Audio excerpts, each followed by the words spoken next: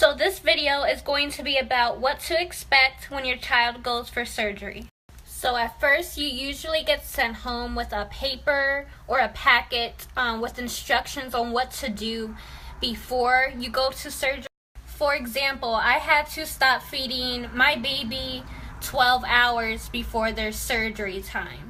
And then I usually am allowed to give him clear liquids, but I have to stop giving him clear liquids up to an hour before the surgery time. Sometimes you have to sleep over, and then sometimes you end up not having to sleep over, so I always just pack a bag just in case. My son has had 12 surgeries, and most of them was when he was still in the NICU, so I didn't have to worry about sleeping over. But the surgeries that he had when we were home, I never had to sleep over. I think the longest I've ever stayed was like 8 hours after surgery, but we usually go home once he awakens out of the anesthesia and he's been there for like an hour or so and everything is going good. So when we first get there, we have to check in, and then after we check in, we wait to get called, and then they take us upstairs to the children's hospital part, and then we sit there and we wait again and wait until the nurse comes to get us. When the nurse comes to get us, we do like our getting ready for surgery thing where they weigh him, take his temperature and his oxygen level. We wipe the baby down with those special wipes. And then after you're done getting ready, anesthesia will come in and they'll talk to you, and then you got to sign some papers. And then the surgeons will come and then they'll take the baby back. Back at Hershey. It is 6 in the morning.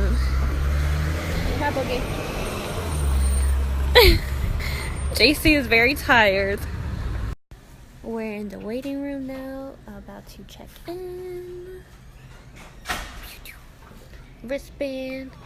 And we're going up now. Children's Hospital at all? Yeah, this is like his 12th surgery. Oh my God. Got our pager that lets us know when he's done with surgery. Now we're just going to sit in the waiting room and wait to get called back by the doctor.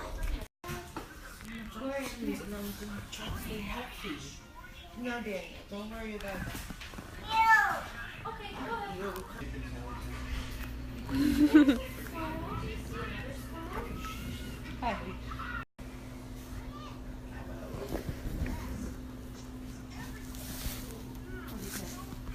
All right, So we just got done getting him prepared. He's in his, what is this called? Gown. We're in this room. He doesn't want me to put him down because he's scared of everybody. So he's getting smart now. He knows when we're in the hospital. So this is our room. This isn't our room. This is the get prepared for surgery room. I like holding him with that, but I will.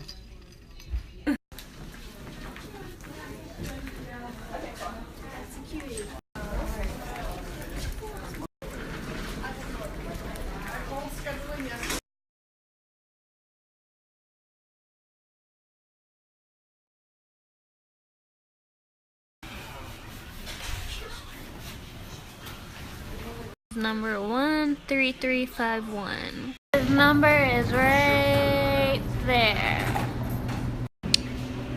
So he's in the operating room. That means he's currently getting surgery. If he was in the green, that means he would be where he just was when he was getting ready.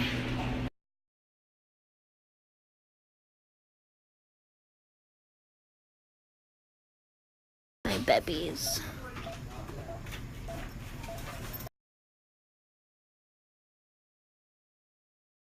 We're about to leave. I just learned how to deal with what he got done and how to take care of it. He's a little upset, but cuddling with Mimi right now. We're leaving now. Say we're going home now. Going home.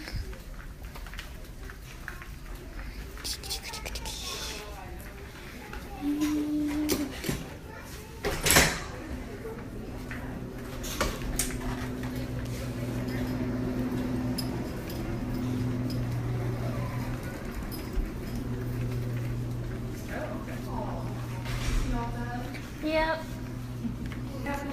You too. See ya. He got Blanky and Birdie and some cuddles. He's feeling a little bit happier now.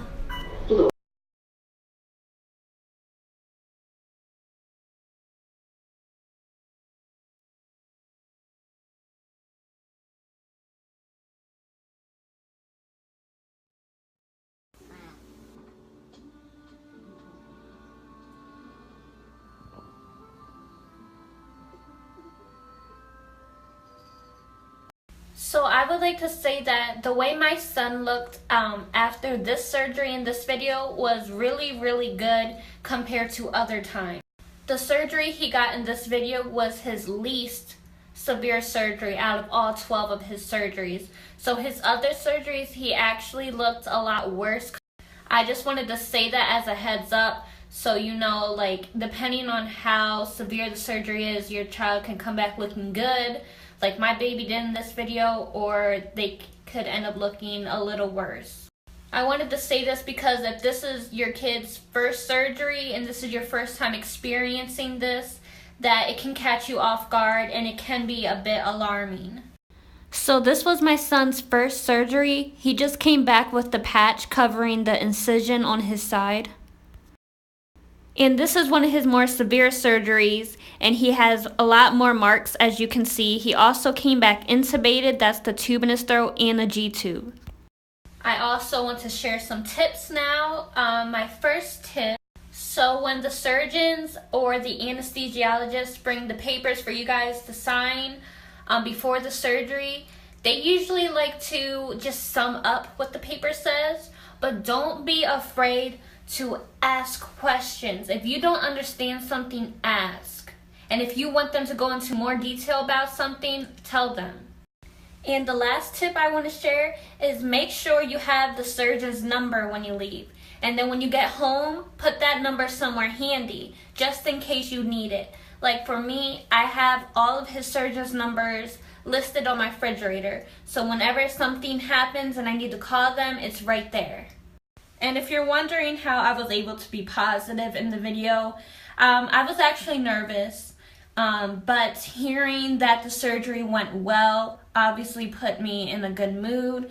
And like I said earlier in the video, this is also my son's 12th surgery, so at this point, I'm kind of used to it. But like 3 of his surgeries, he had to get done because of a near-death experience. So I've also experienced the really bad too.